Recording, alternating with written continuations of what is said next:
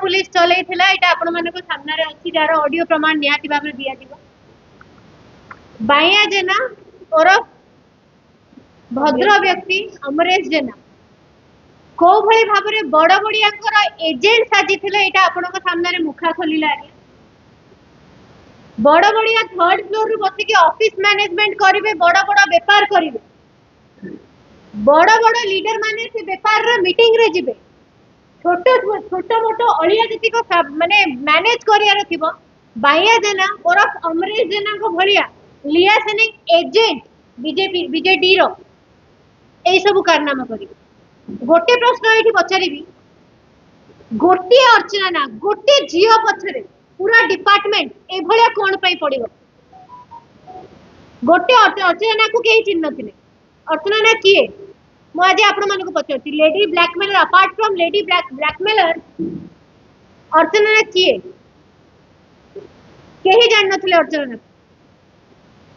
अर्चना ना को जदि जानिथिले बीजेडी नेता माने जानिथिले, जो इन्फॉर्मेशन गुडी को आसिले बीजेडी नेता माने को तांको विषय रे आसिला। कोन पई इन्वेस्टिगेशन करा हेलेनी, कोन पई आंको गोटे क्वेश्चन भी पचारलेनी?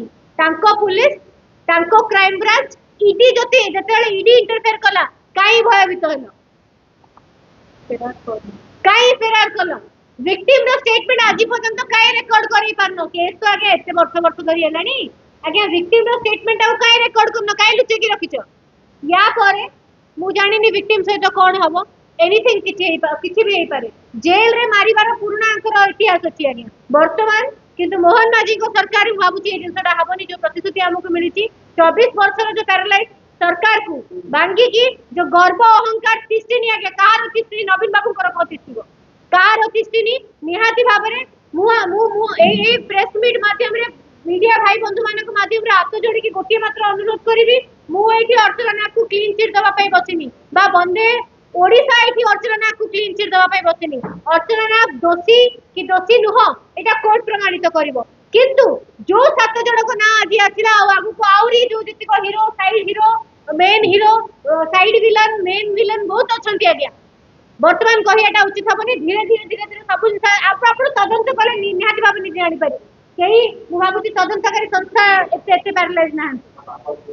मु गोटे जिनिस कहबी सेही 7 जण निहाती भाबे तदंत से परिसर को आसिया कथा। अंकल को अनुरोध करी को भली भाबे पैसा तांको पाखु पहुंचला सेटा टिके कहबी।